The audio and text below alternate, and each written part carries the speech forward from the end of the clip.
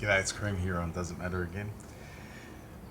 This is probably more for my Australian compatriots, but I think it applies in principle enough to enough other places in the world that people are getting some value out of it. And it's about leadership. The kinds of people that generally make it into politics tend to come from two main streams.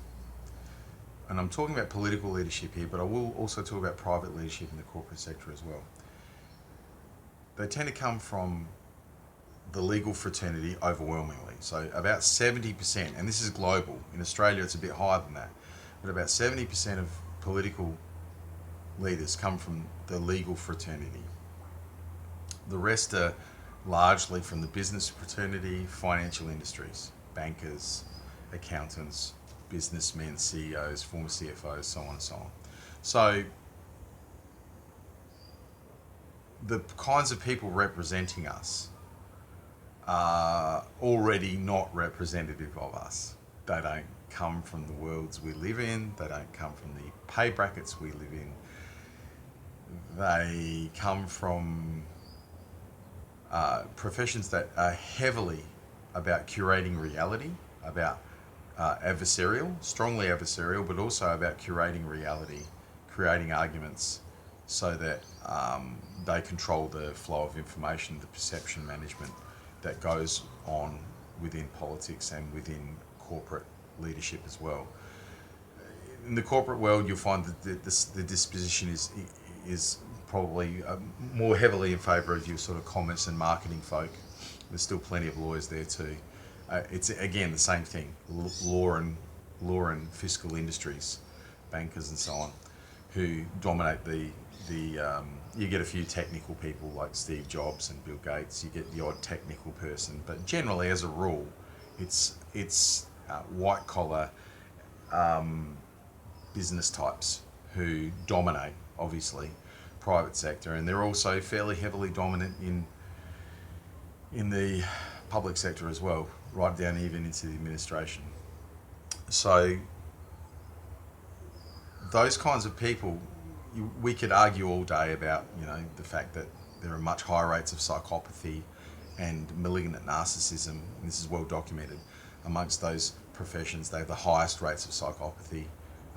So do surgeons though too, so we've got to be careful there. There are functional psychopaths that are actually very good at their jobs, and surgery and law are good examples of where you can be a psychopath and actually be pretty damn good at your job and be useful to society and productive. So it's not necessarily an immediately bad thing, but it's worth keeping in mind that when certain aspects of policy are being discussed, a significant number of the people that you're talking to will be both culturally and possibly even biologically disinclined towards empathy, disinclined towards asking what is it like to be this person, what is it like to be in their skin, in their shoes, in this situation, and they will be very bad at it.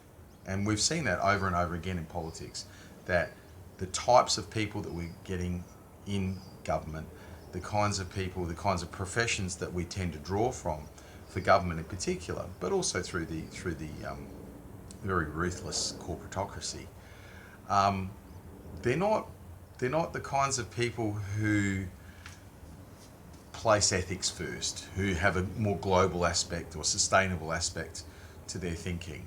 They're people who are generally task-orientated, goal-orientated, and that is it. And as a result, they have a tendency to think narrowly in areas which really can't afford to be looked at narrowly. They're attracted, particularly in the corporate sector, are drawn to the corporate sector, fiduciary responsibility to shareholders, that's it. Full stop. And literally people do not understand that. To this day, I meet people go, oh, they wouldn't do that. Yes, they would. They're a company. They're there to make money.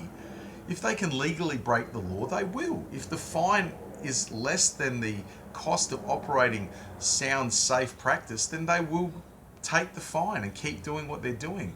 The reality is that corporations are there for two things: to keep the executive board happy and to meet the goals of their shareholders and keep their shareholders happy, so that share price keeps nice and plump, okay? Keeps rising. That's it. End of story. They have all these other on paper obligations, But those obligations are imposed on by the state, so it's highly dependent upon the legal and legislative framework of the state and how efficient it's been, how intelligent it's been, how thorough it's been in imposing that regulatory framework on the private sector in order to make sure that the private sector meets its responsibilities to society as a whole and not just its shareholders. Because many of them would actually, it's easily demonstrable throughout history that private entities will literally shit the bed to keep their shareholders happy. They will literally crap on their own backyard in order to make short-term profit. Quarterly profits at the cost of, multi-decade long problems down the track in terms of pollution, environmental degradation, and earthquakes, and hence fracking and areas like that. We're not. The private sector isn't responsible. That's why it doesn't even profess to be responsible. And when confronted by this, you still get the odd CFO or CEO who will be honest and say, that's not my job, that's government's job to enforce the regulatory framework on us. They didn't. Or they didn't enforce it properly, or it wasn't sufficiently rigorous. That's not our fault. We obeyed the law. Or we bent the law slightly. We aren't egregious. We aren't egregious breakers of the law, and they're correct.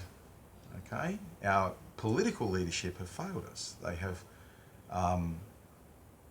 aligned themselves with their class interests, with the people that they go to school with, they hang out with, they go to country clubs with the people whose suburbs and postcodes they live with, and whose their children go to school with. Often, they associate with the interests that, most importantly, donate large amounts of hundreds of millions of dollars in campaign money every election, with the people who have also powerful special interest and can swing large numbers of votes in contested seats their way, so on and so on. The endless branch stacking, gerrymandering, boondoggling that goes on in politics. I don't know if we'll ever get rid of it entirely, but if we took a lot of the money out of politics and we broadened the scope, here's a ratio I like. I don't like ratios as a general rule because it imposes an unnatural schema on what people's natural preferences are. So, I don't agree with, I agree with encouraging women as much as possible, making it as easy as possible to get women into politics. Absolutely, 100%. I want them represented. I want them representing as much as possible. Do I agree with ratios? No.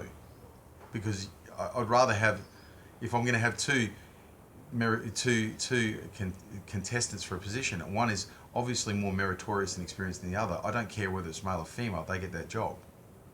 And when you have ratios, that meritorious professional expertise is cast aside in favour of some ideological ratio. We can't have that. It's not good. Okay? It's lazy. That's not the way to get decent representation. It's a crappy way of doing it, and it creates far more damage sociologically than it heals. Okay? But should we insist that more politicians come from more walks of life? That is a potential ratio that I might be able to throw my weight behind. I don't think that 70% plus of our lawyers should come, of our politicians should be lawyers. I don't think they should all come almost exclusively from the fiscal sector and from the legal sector. Why? It's not necessary. It really isn't.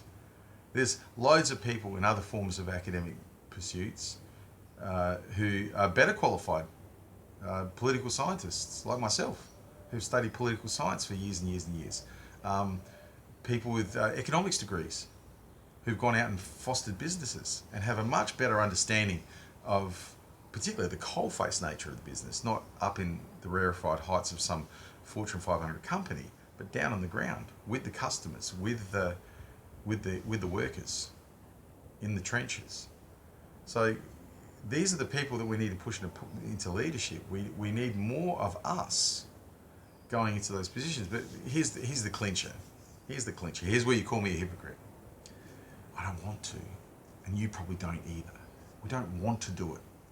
But we do need to find some of us and encourage those people to get into politics, to get into leadership positions, because we need normal people in those positions. We need decent people who don't think that they have all the answers, who don't think that things are relatively easy if we just do the right thing, because damned if I always know what the right thing is.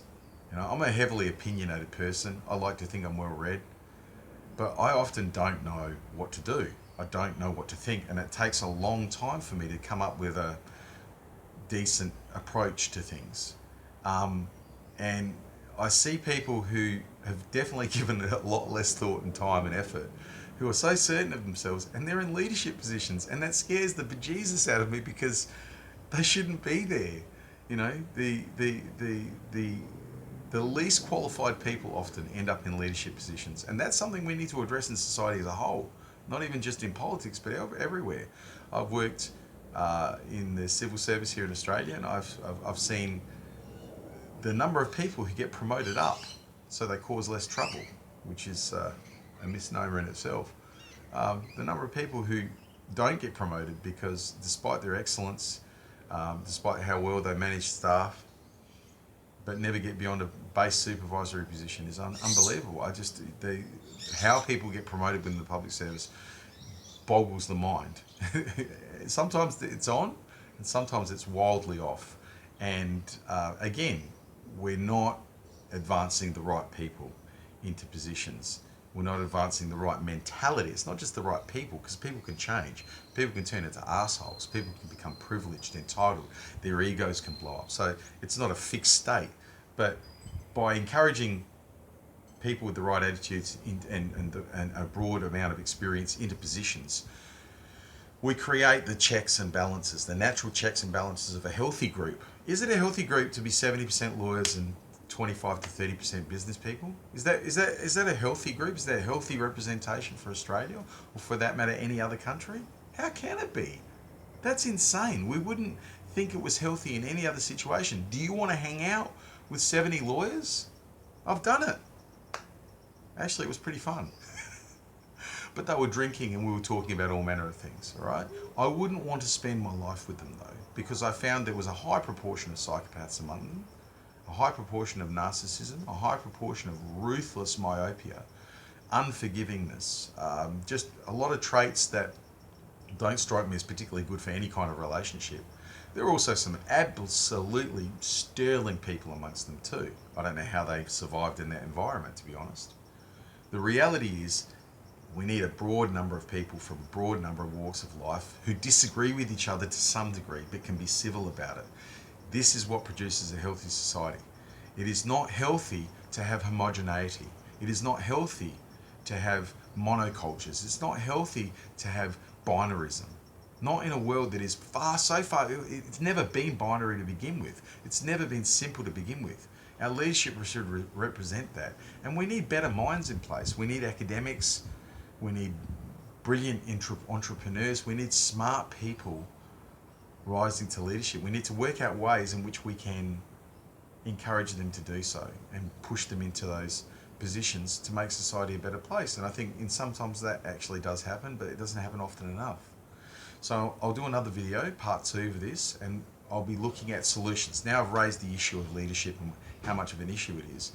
Next video will be looking at solutions. How do we get better leadership? How do we encourage people into better leadership? And what would that look like? Cheers, and thanks for now.